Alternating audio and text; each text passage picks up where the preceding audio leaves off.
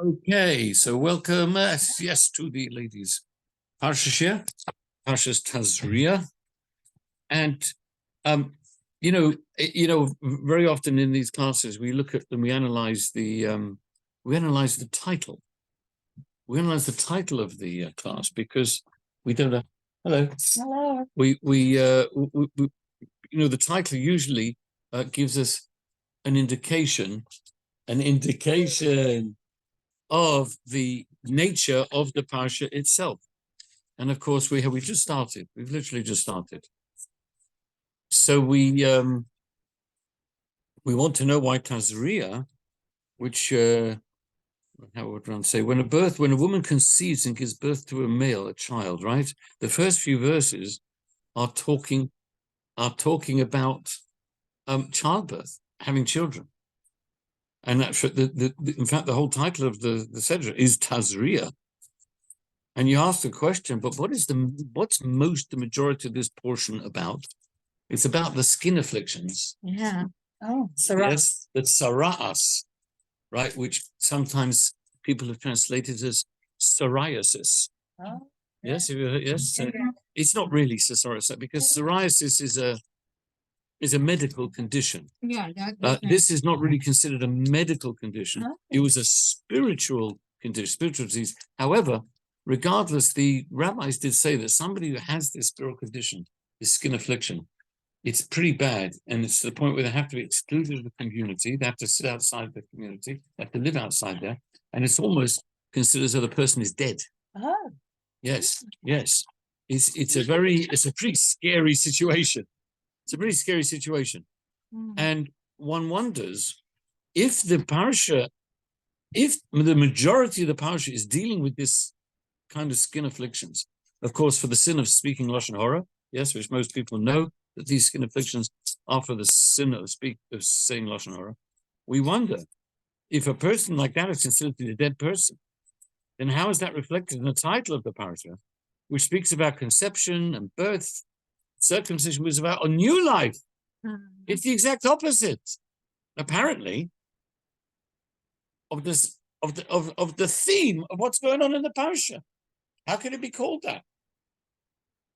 How could it be called that? Now we know that this affliction, by the way, is not just skin afflictions. It can affect clothes. It can affect even the house in which you live. The walls that can get to some. It's a kind of a sort of a spiritual mold. Yeah, that's right. Some kind of a mold. The Rambam says if a person starts speaking Lashon Hara, starts speaking bad language about people, then the affliction could start on the walls of the house. If he does tshuva, if he repents, fine. If not, it starts to get closer to him, gets on his clothes. So it starts with the house? It could start with the house. That's what the Maimonides says. Oh. In reality, we don't already see that, but the Rambam is hinting to why is it affecting all three. So he says, if a person does tshuva, fine. But then it gets closer. If you don't do tshuva, you carry on talking with the Lashon, gets closer, gets to the clothes. Clothes are closer to you. He says, if he does tshuva, fine. If not, it's going to come on the skin. Okay, right. But it's all for the same particular sin that we speak of. Okay.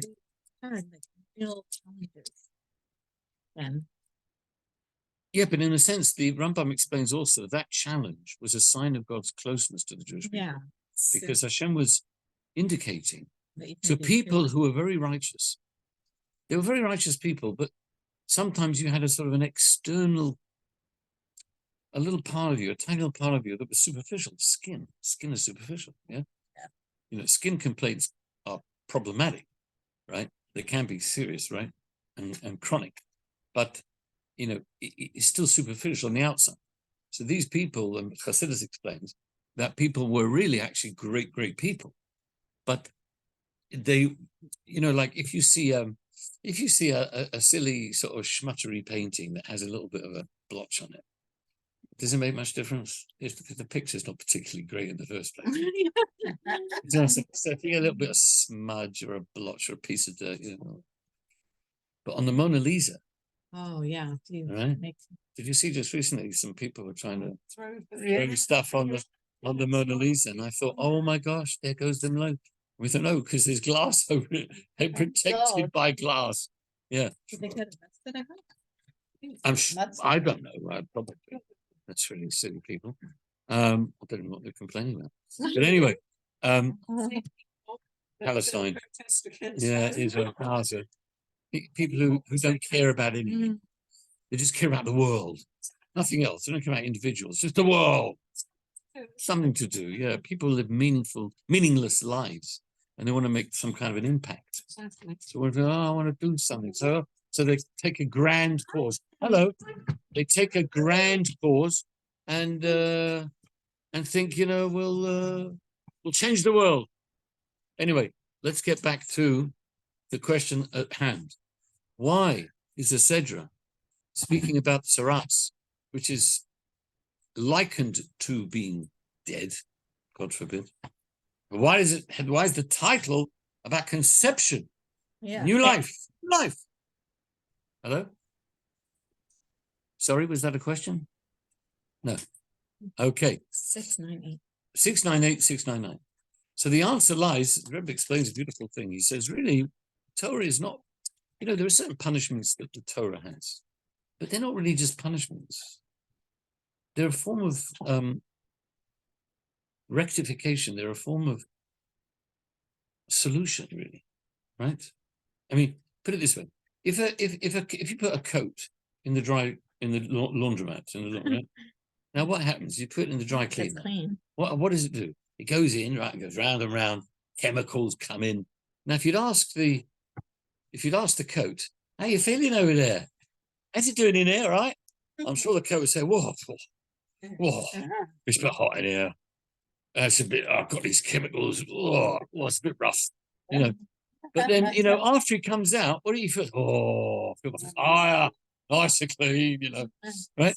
So, sometimes things cause us feel uncomfortable and, don't feel good, but afterwards you feel a lot better, sometimes, when you go on a sweat, for example, people sweat when they work hard, they exercise. Oh, they're hot, sweating and aching, well, take a shower and you feel like $1 million, I just like, okay, feel good.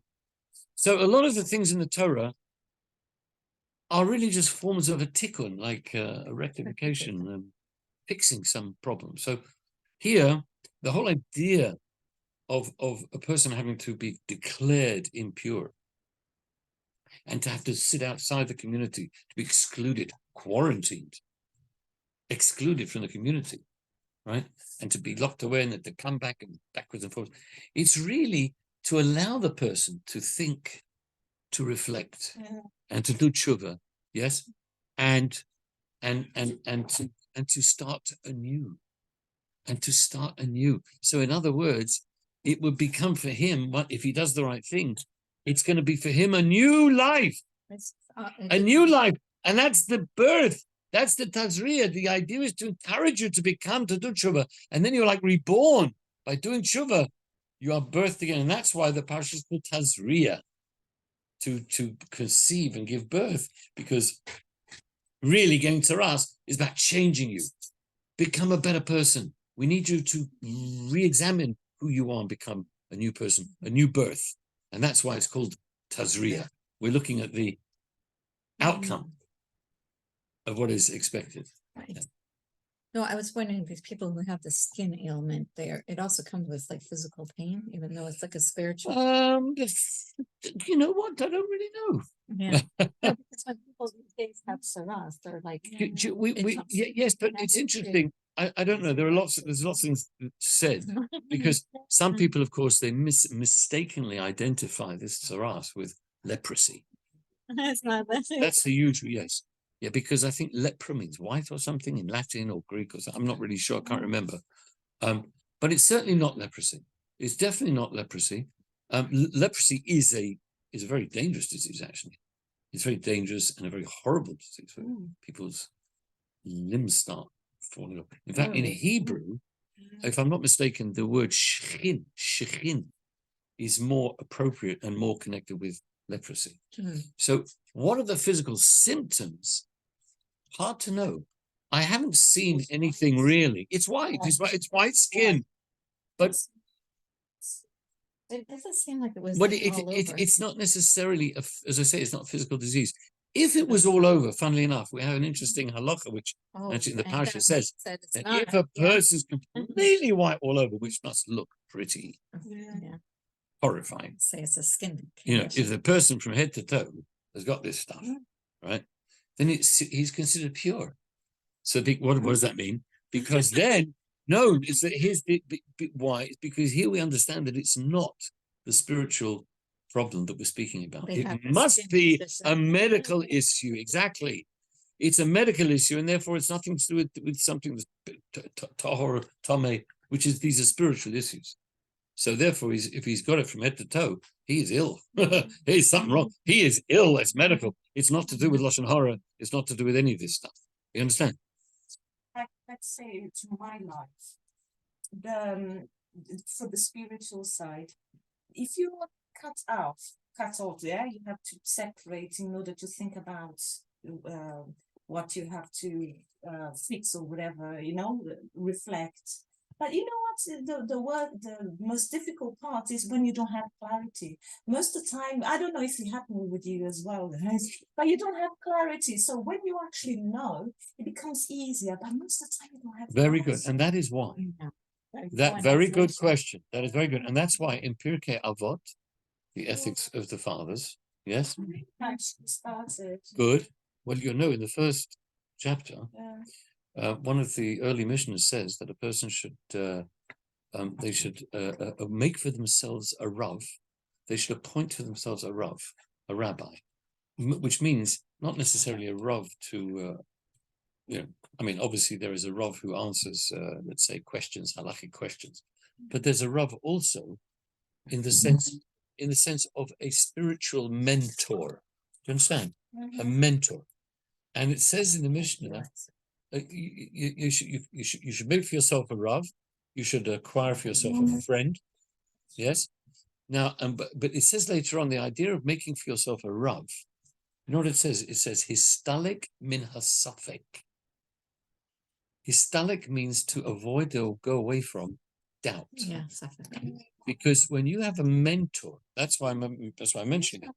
You don't always have clarity, and that's why it's very important to go to somebody who, first of all, it doesn't have to be a man. It could be a woman who knows you, you know her, you look up to, you respect, and they should, you ask them.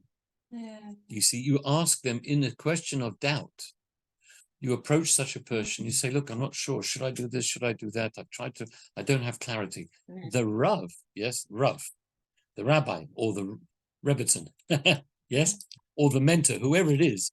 If there's somebody who has a connection with you, yeah, and you look up to them and they appreciate you, they as an objective person who can give you advice in a way that you yourself cannot always do objectively. Before you get into trouble. Well, before you get into trouble, or even after, doesn't matter. Obviously, we're all humans.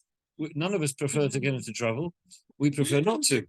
But regardless, we can always count, and we should always speak to a Rav. And by the way, look, the Rebbe once said. I remember just last week, I think I saw. The Rebbe was giving somebody some advice about something. It was dollars, and what was the Rebbe was advising him about a particular thing. I'm afraid I forgot exactly what it was. I don't want to take up too much time, but it was $1, something more, right? And the Rebbe was saying, look, I would suggest you do this or suggest you do that, right? He says, of course you don't have to listen to my advice. If you disagree, that's fine. There's no problem. Which is great humility from the Rebbe. Anybody who gets advice from the Rebbe, you better do what the Rebbe, It's like there was a chap here we have a chap here in this country called Peter Calms. I love Shalom, passed away. Peter Calms had lots of private interviews with the Rebbe for many, many years, very actively involved with Soviet Jewry in the day. and great guy, big supporter of Chabad in this country.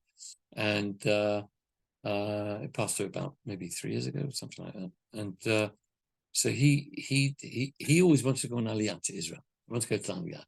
And one day he came with his wife. They had private audience or something with the Rebbe. And he said, he announced, he says, we'd like your bracha, we're going to Eretz Yisrael, we're going on Aliyah. So the Rebbe said, do you want my bracha or do you want my advice? Well, what do you think they said? We'd like us. Anyway, so the Rebbe proceeded to say that he didn't think it was a good idea for him and his family to go on Aliyah, although many people the Rebbe did advise to go on Aliyah, some say yes, some say no. It was like case-by-case situation. And he felt that he would be far more impactful as a public communal figure in this country than in Israel. And he was the Rebbe was quite strong about it.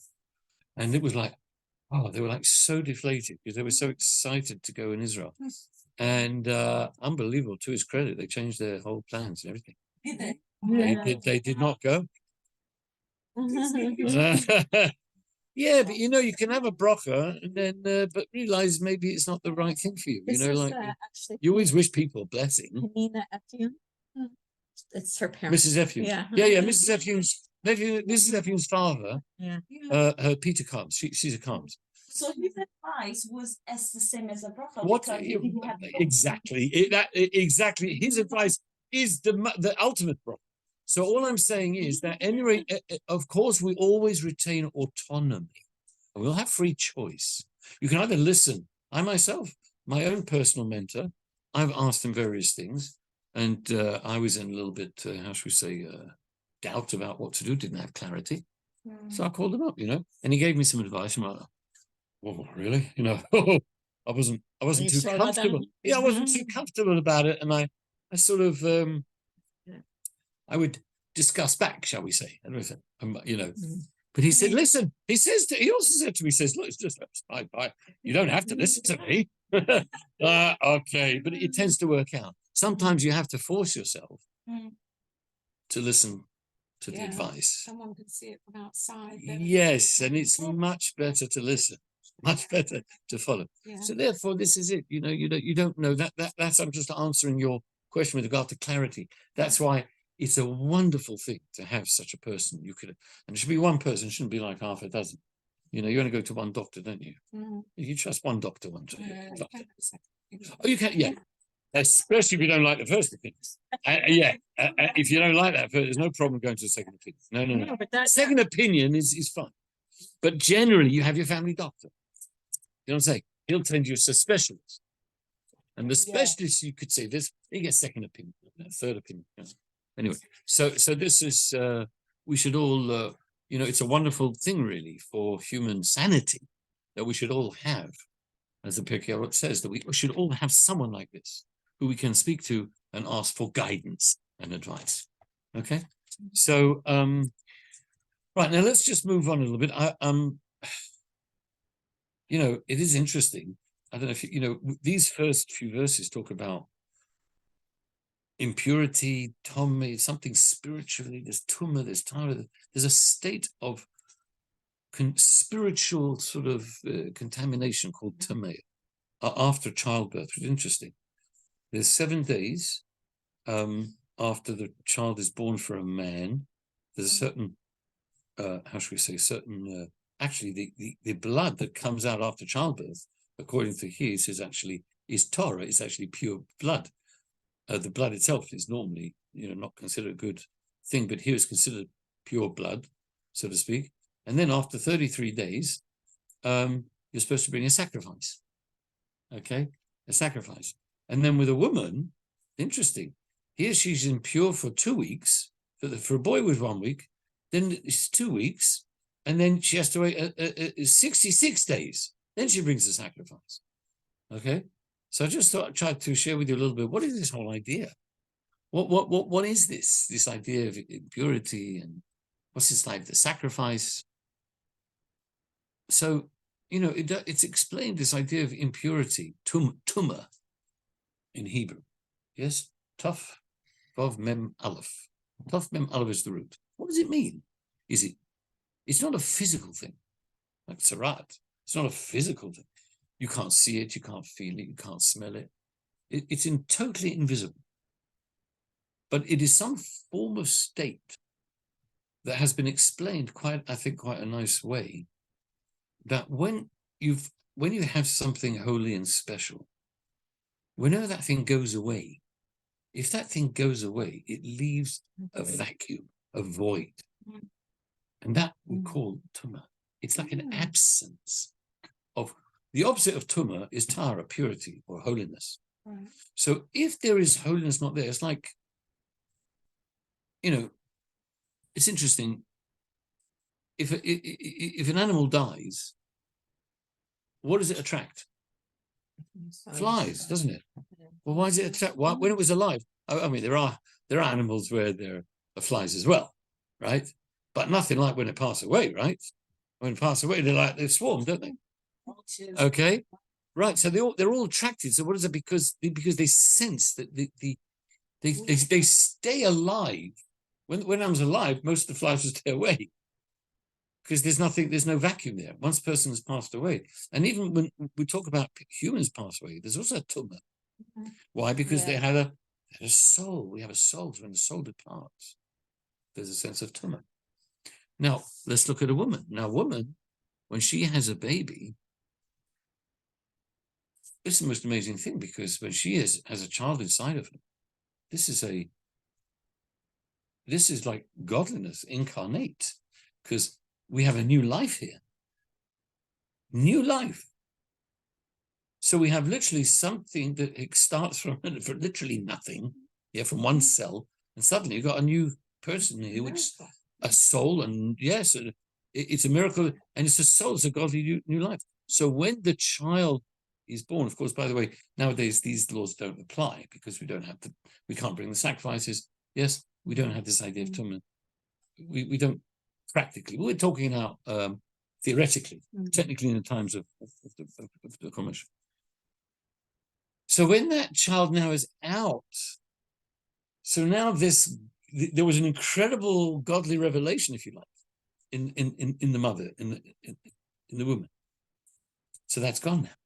So there's a vacuum. There's a vacuum. So that's why we say there's a concept of tumah, because that life is no longer within her. So she's gone from having this great godly, that's why we speak about it being a spiritual vacuum. Now, why the difference between boys and girls? Yeah, Why the difference between boys and girls? Very simple. more celebration. There's more. Why is there more tumah for a girl? You know why? Who has the ability to have children? Yeah. It's the girl, it's the woman. So the fact that the woman, a girl has been born, she has a greater level of godliness, because she has the ability herself, when she grows up, she's going to have children. Yes? So therefore it's double the value in that way of a male. So therefore the tumah that accrues afterwards is twice the size, if you can speak about size, of the male tumah. Do you understand? So she has twice as much because she has that ability. Also when she gets old, compared to the male. What do you mean when she gets older? Remember? Like, No. That's a different thing. I know what you're talking about. You're talking about value. Yes. You know what? I thought, yes, that did occur to me, but no, we shouldn't confuse that. That is a very specific thing. Yes. But I'm talking about the conceptual. Yeah, exactly. The conceptual value. Maybe value is the wrong word. Greatness of the woman is that she has new life. Everybody goes around these days. They said the biggest problem in the world is to figure out, to define who is a woman nowadays. Yeah, no one seems to know. No one wants to say. No one wants to, right? So to me, it's very simple. A woman is a person with a womb. That's why she's called a woman. I don't know. Maybe that's why she's called a woman. She's you could say she's a man, but she's got a woman. The truth is, we might all start off a certain way, but she is born with a womb. That's it. Woman. What's the complicated? Yeah. You know? Safer Habits takes care of some of this stuff. Too. Yeah. But Yeah. Okay. All right. yeah, Fine. that's Oh, the same. yes. Amuna would like to say a few words. Yeah, no, I'm Or a just thinking about question. what would happen with the ladies who were carrying twins, one of each gender. What would be the rule? Well, because she has given birth to a girl, yes. At the end of the day, she's given birth to a girl as well. So I would say that would be the 66-day situation. So she Yeah. wouldn't have double up. Oh, you mean if it was two girls? If it was two girls, you're saying? Or one girl That would and be- one boy, then Well, no, because at the end of the day, she has had if it's one boy and one girl, at the end of the day, she did have birth. She did give birth to a girl. So therefore, if I have £100, if I have £100, I definitely have £50.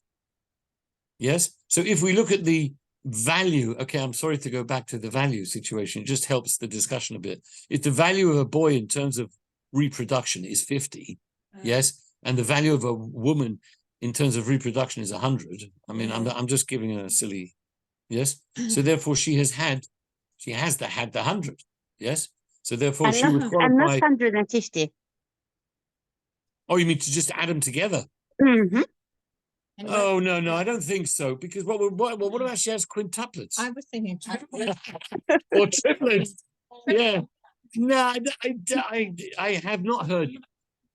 I confess I don't know for sure, but I don't believe it depends on the amount of children you have. No, it's the pregnancy.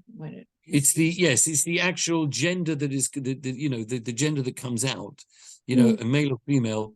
That is what we're talking about. Otherwise, I think I would have heard about it.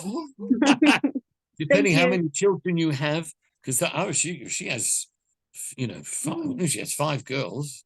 Wow. Well, that's almost a year, isn't it? Right? 5 times 66. What's 5 times 66? Would that be about a year? No, that'd be about a year. Yeah. If it's 2 months, yes, 66 days. So, or even quadruplets. That'll be about 9 months. Anyway, 10 months. Anyway, so I don't believe so. But Thank you. I'm happy to be corrected if somebody knows differently. Yes. Did you want to say something else? Absolutely. Thank you. Okay, good. One second. The lamb that the person has to bring. Yes. What is it? Well, let's talk about that for the moment. Let's talk about the sacrifice. Let's talk about the sacrifice. The woman is supposed to bring a sacrifice. Yeah. Now the question is, why is she bringing a sacrifice? Yeah. And if you look at the sacrifice, you'll see. If you look at verse 6 and 7, when she finishes her purity, it's over the page as well. She brings a lamb, right, and a dove, or a turtle dove, or a dove, right. And one of them, it says later on in verse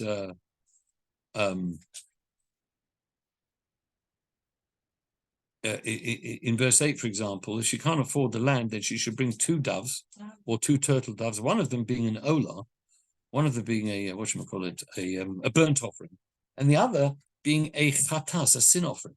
Yeah. Now here the question is, why would this be a sin offering? How could this be a sin offering? The woman's just done amazing mitzvah. She just had a child. She just brought new life into the world. So what do you need a sin offering for? Yeah. So that's an interesting debate amongst the sages. It's a little bit problematic. So one of the answers given, according in the Talmud, in the name of Rabbi Shimon bar Yochai, it says that a woman who is giving birth, because it's, how should we say it, not the most comfortable experience in the history of humanity. Yes. Nowadays, if you go to the doctor, you go to hospital, they say, this will be a little uncomfortable, right? That's a nice way of saying what? It's going to hurt right, it's going to hurt, right? Now, obviously, there are different levels, and sometimes it's less, and sometimes it's more, right? Yeah. I mean, sometimes, nowadays you have what's called anesthetics, and what's the other thing? Yes, what are they called? Epidural. Epidurals. Yes. So nowadays, technically, you don't even have to feel any pain, right? If you don't want, you just click the fingers. epidural, right? And it comes in and that's it. You don't feel anything. But in the sort of theoretical situation where there was no anesthetics, right? It would be obviously, could be a little more pain than is usually associated. And it could be, gets to the point where it could be very painful. And it's such a point where a woman, she is so, she's so distraught at the pain, she may actually make a vow and say, Never I again. am never, she would say, I'm never going to have kids again. I'm never going to do anything that may bring about having kids again, right? If you understand what I'm saying. And therefore she would basically be saying she's that marriage would no longer be able to sort of continue, right? Practically speaking, right? And that she made much such a vow in her travail, she's making such a vow, like, and obviously that vow is going to be broken because it was only said at a certain time. So therefore she needs a sort of an atonement. That's the chatas, the so-called sin offering, right? Now the problem of that, of course, is that how do we know that women are making such a vow? I mean, first of all, some people may not. Some people it's more painful, some people it's less painful. But everybody has to bring this sin offering. So it's still a little bit, a little bit hard to understand. Some say it's related also to Chava, because the whole concept of pain of childhood, pain in childbirth, goes all the way back to Eve, right? Goes back to Chava. So they say, well, this is just a continuation, if you like. But of course, that's also a bit hard because, I mean, first of all, this is thousands of years ago. What are we to blame because of the, it's not the sin. I mean, if it's a part of a natural thing, okay, it has to be natural. To say it's really part, I mean, we don't have men, right? There was this also curse that men was given that they should have to sweat by their brow to make a parnasa, to make a living, by the sweat of your brow, and you're going to have thorns and brambles, when you're farming. It's going to be a tough job. But we don't find anywhere that a man has to bring a chatas every time or every week he makes his parnasa, or once a year, because he had to work so hard making his parnasa, his livelihood, he has to bring a sacrifice. So why dafka a woman? Because it will go back to the same original sin, yes? So the fact that we don't see that, yeah? So there are other interpretations, but the truth is one could explain. Another thing is that actually, although it says the burnt offerings comes first, in reality, the sin offering would come first, which is very unusual because in all cases of a sin offering, if there's two, the ola comes first and then the sin offering comes afterwards. But here the sin offering comes first. So here we have to see that it's not the same thing as a regular sin offering. When a person does something wrong and he does it accidentally wrong, usually the sin offering is for something you did accidentally wrong. You accidentally broke the Shabbat. You accidentally ate something you shouldn't eat. Unintentional, exactly. Unintentional, then you have to bring a sacrifice. If you did it on purpose, it's a different ballgame, but even a sacrifice doesn't really help. No, not if you did it on purpose, right? So, but and here it comes first. But here we can look at a beautiful idea related to what we said about Tum and Tara. The word chatas, chet, the root is chet, tet, aleph. It's interesting because it's got the same it's three letters. Every 95% of all roots in Hebrew have three letters. Yes? Yes. So we have ches, tes, and aleph, which I've just noticed are the same. 2 out of 3 are the same as tameh. Tet and aleph. The difference between the ches and the mem, which is interesting because I'm just noticing that what's the difference between a ches and a mem? Chometz, matzah. Interesting. But anyway, chet is similar. Maybe not. What about the matzah? We're not sure about that. But anyway, but here we have an idea that chet also means, and unfortunately I couldn't find a book that I was looking for that would tell me all the biblical roots Somehow it's disappeared for some reason. I'm not sure where it's gone, but anyway, there's another root that chet actually means to miss the mark. You've missed something. Yeah, you've missed it. And the exact root and word, I can't, as I say, you'll have to take my word for it. It does mention this in Hasidic philosophy, that chet normally means sin, but it can also mean to miss something. You know, point an arrow, you miss it. So so now we could understand perhaps that the chet, the sin, the so-called offering that a woman has to make after she's given birth, it's not about sin. It's about missing. Like we're missing the holiness. You're missing because you're out of sync with the fact that you did have that incredible godly revelation within you. That is now gone. So it's sort of, there's a missing. You understand? It's missing. You're missing the mark. Right? And that's what the sin, that's what Hasidus explains, you know, it is a deeper understanding of this sacrifice. Okay.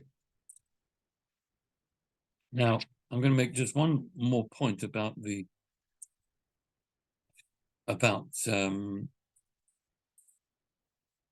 okay, well, when we talk about a person who has tzaras, we know that the person who needs to, what's the word, how do you translate paskin? Who needs to decide if the person is or is not Tomei is a Kohen. He needs to be brought to the Kohen.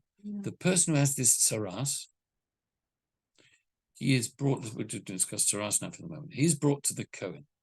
And the Kohen will decide if he is or he isn't. The funny thing is, what about if the Kohen doesn't know? He doesn't know the halakha. So you had a great scholar who was next to him.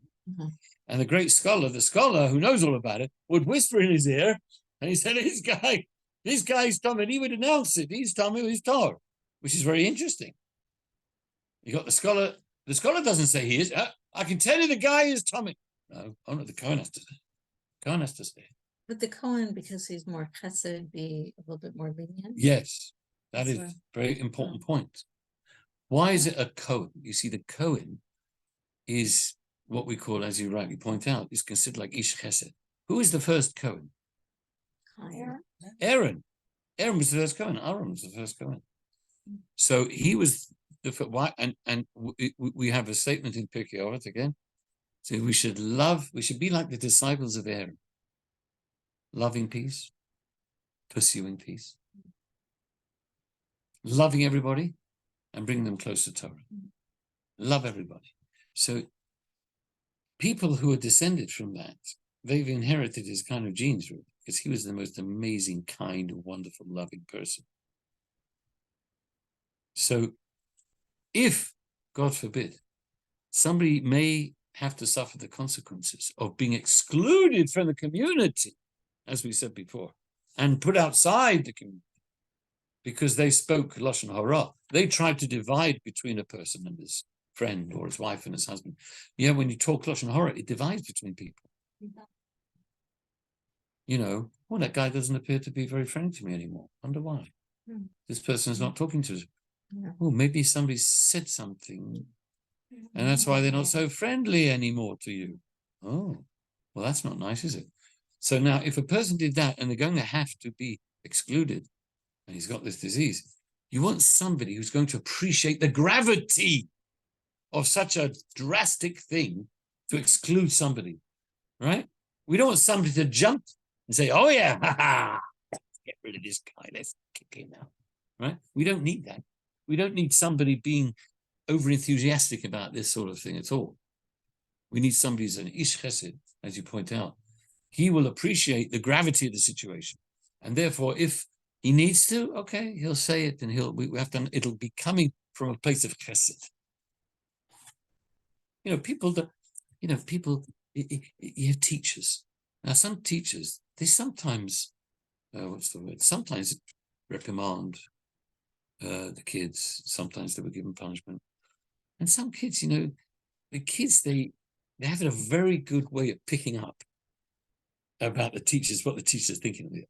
Couldn't stand that teacher. He hated me. He didn't like me, right? He didn't like me. And other kids would say, oh, here's my Rabbi. I loved him because we knew that he loved us. And even if he would sometimes punish us, reprimand, we knew he loved us. You know, you Good pick it place. up. You pick it up. How do you pick it up? It's not bad.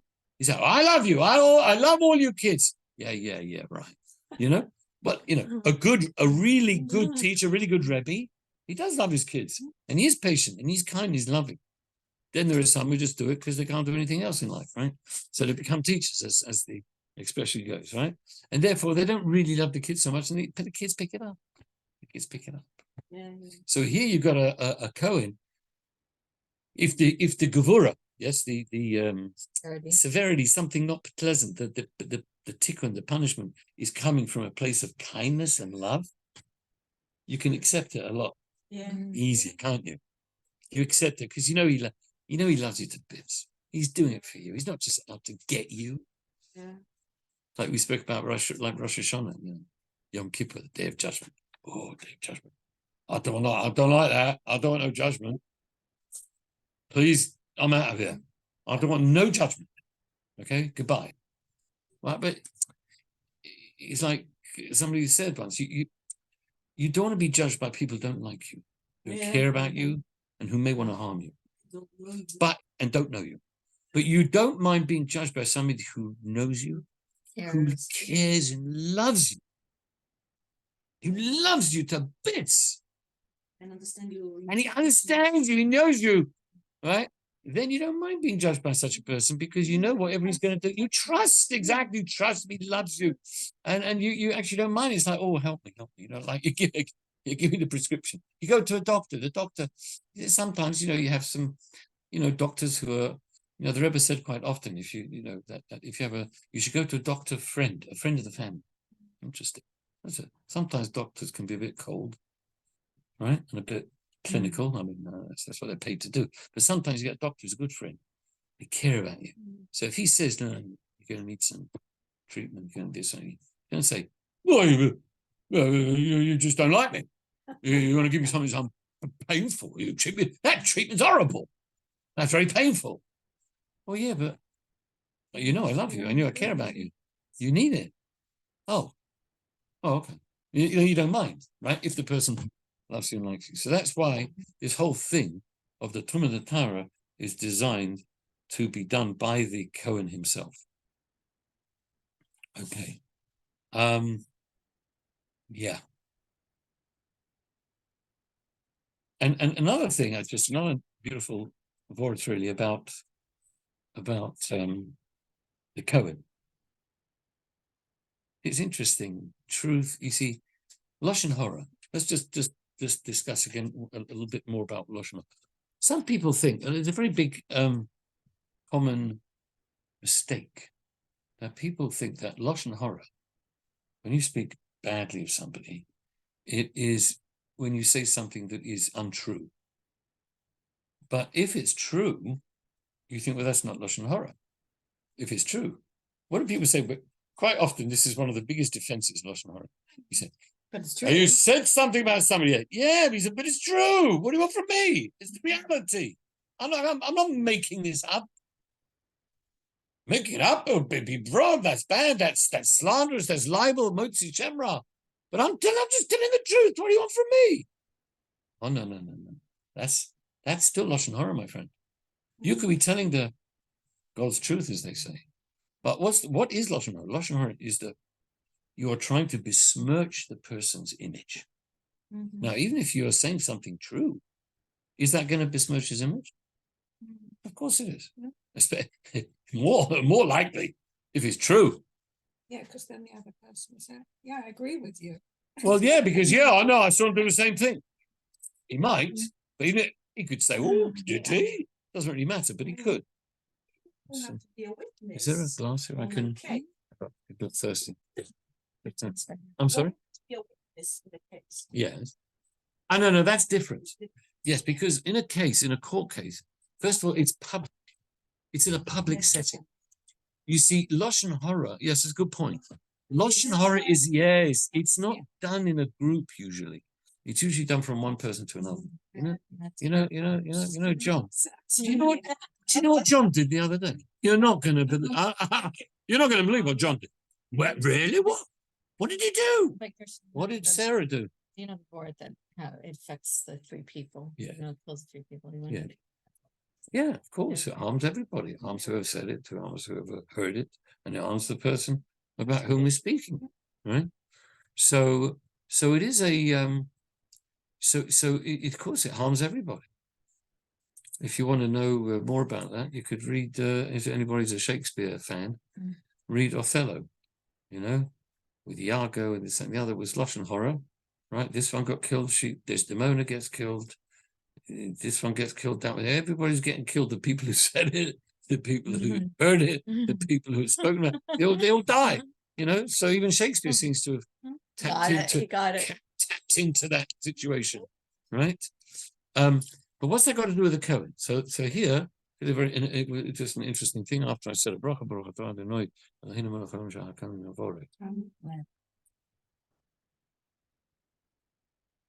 now, here's an interesting thing. When it comes to lying, are we allowed to lie?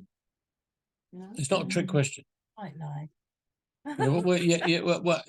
Okay, what is a white lie? And what's a white lie? To spare somebody. Well, in other words, a white lie is a lie. It's still a lie, but so It's to spare in somebody from Judaism, things, you know? we really are supposed to tell the truth all the time. Yeah. Doesn't mean we necessarily have to reveal the truth. You know, I'm going to say the truth. I'm going to say it. Don't necessarily need to volunteer the truth all the time. Yes. But right. But now there's one exception. There are other couple of technical ones, but the main one is for harmony and peace. Peace, to restore peace and harmony, one is allowed to lie. Oh. And I don't even know if it's called a white lie. Maybe it's called a white lie. But you know, and who is the great, would you believe, the great expert in this? Aaron HaKohen. Aaron HaKohen. We have the famous story. Yes. He wanted everybody to get on. He just loved harmony, peace and harmony. You know, peace, brother, you know. He was it's just, I don't know. Well, he wore a head thing, but not quite the head. He had long hair. The Cohen was not allowed to have long hair. But yes, this idea of everybody should be happy and healthy and getting on and be peaceful. So what happened was, the Midrash says that he was the kind of person who, and this would happen, when people would fight, people come to him and say, this guy, I'm going to fight with this guy. You had a fight with that guy because of this, that, and that. And you explain to them, and they'd have a fight. Or he would just see people fighting, and they would just go off, right? And they were angry at each other all the time. So what he would do, he would come to one chap, let's call him Reuven. Let's call him Reuven. And he would say, hey, Reuven, you know this guy you had a fight with, Shimon? You know, he came to me the other day, he said, that was so stupid, what a fight I had. I said, I was wrong, I didn't mean it, and I'd really just, I really want to make up again with Reuven. That's what he would tell Reuven in the name of Shimon. It wasn't true. It wasn't true. Shimon didn't come to him, but he said this. Then he would go to Shimon, and he would say, you know, Shimon, you know this guy Reuven? He just came to me the other day, he said, he says, that was crazy, that fight we had. And I was wrong, and I wanted to make up with him, and this and that. He did exactly the same thing to both of them. So then what happened was they would be walking along today, and they would suddenly see each other, bump into each other, and they would they'd embrace each other. They'd say, friend, you know, a long lost brother, you know. And it all came out of like not telling the truth. So when you want to restore, if you can restore harmony and peace by telling a white lie, that's permissible. So what we do, we cut. So these people who are speaking Lashon Horror, who are lying about it, or telling the truth, but quite often is lying. We don't want you to lie, and we don't want you to, if it's, you come to a Cohen, because even a Cohen is allowed to lie. Why? Because he's the one who's restoring peace and harmony.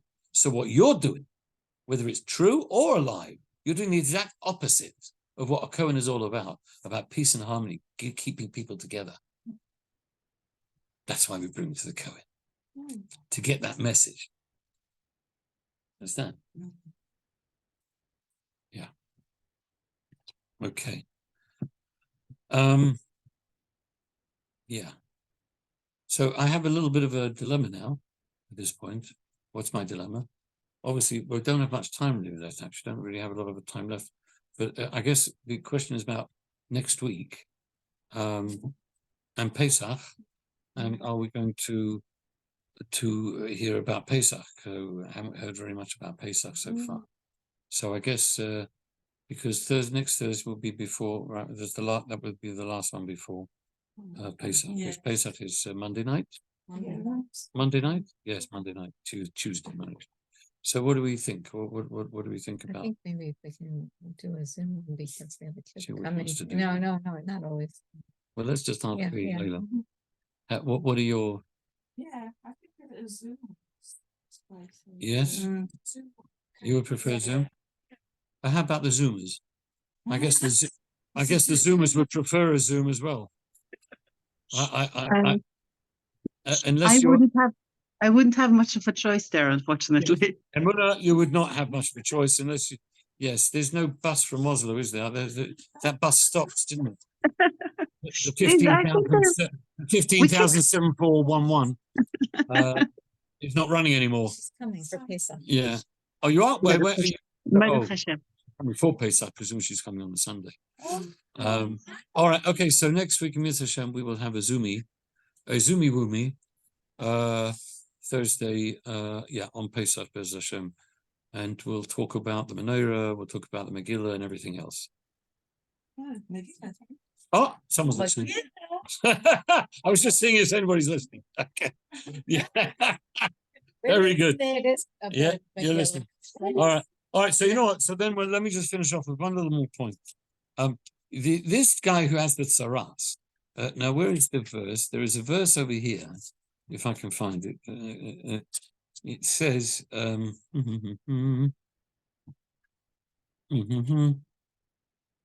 basically what it says is that he should go around and he should wrap himself up and he should call out that he is Tommy Yikra. Am I going to find the verse again? I don't know if I'm going to. Isn't it today's Aliyah? Oh, no.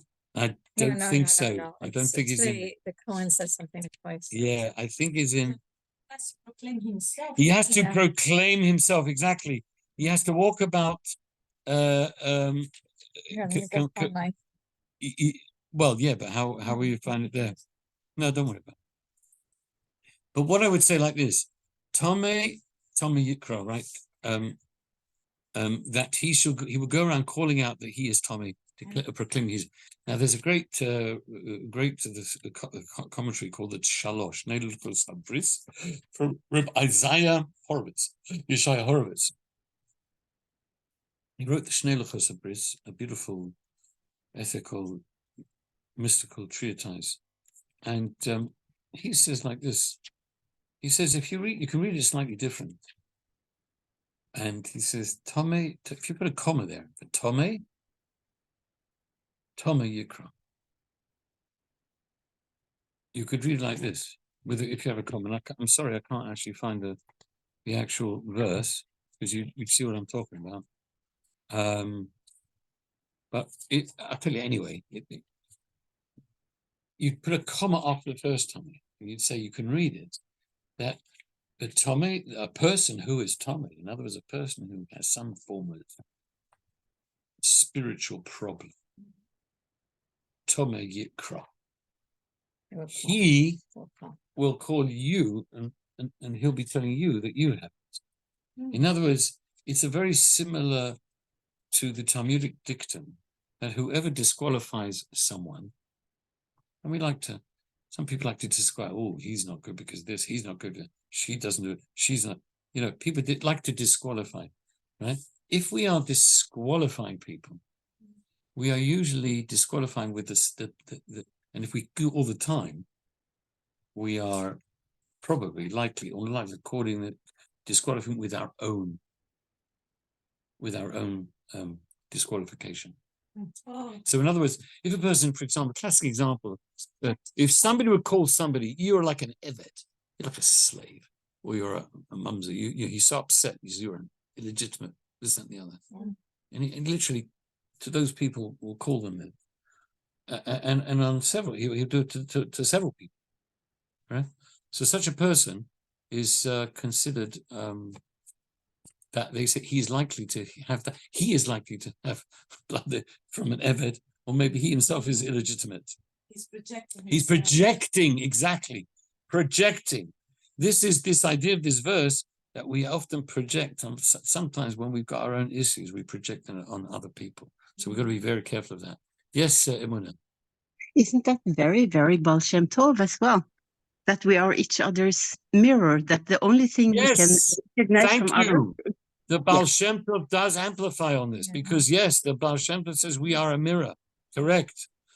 like something And when you don't like something somebody else, it is really a reflection of who you are yourself. But then it You can don't- be done as an accusation or always in, with that pomp. You have to be like, okay, I understand what, why you like that. Then Okay, but yeah, that's the problem is people are more accusatory. Yeah. Somebody said to me the other day when I mentioned this, he said, but what if it's true? What if the guy really is a dust? He's so-and-so. Yeah. It's true, it's true, I said, well, look, Then other there's people one know big it anyhow. caveat. The caveat is, it depends. It may be true, but what is your purpose in trying to tell the other person? Are you full of glee that you can tell somebody how bad the other person is? Or are you going to try and do something about it? Or are you speaking to the other person to think we could do something about it? Classic example of this, when Ham saw his father Yes. naked, Mm. yes? What was the first thing he did? covered him up. No, No. Oh, so- oh, we didn't laugh. He came and He told his looked. brothers. He came and told us, Come oh, You look, that's the problem. right? Right. So the brothers, what did they do? They took the blanket, they came in, they walked backward, they did something about it. And that's the difference. One was just tittle-tattling, just to give it over, like news of the world. Yeah. And the other are trying to fix it up. That's the key. If it occurs to you how to fix it up, so that's okay. You could see that, but then it's not just a mirror because you're trying to actually help the person. You see, that's the big caveat here. And even the Baal Shem Tov would say, this is what the Rebbe himself says in regard to that. So may we always look favorably on other people, not speak Lashon Hara in any way, shape, or form. And and may we merit that we will have next week's Shiur, Zoom Shiur in Yerushalayim with Mashiach Tzidkenu. So we'll be able to celebrate Pesach in the Holy Land with Mashiach. In that Thank case, we drop Zoom. I agree. Okay. Yeah, Miz Hashem. Yeah. Okay, have a great Shabbos, everybody. And we'll see you soon, Miz Hashem. How are you? Yeah. Thank you so much.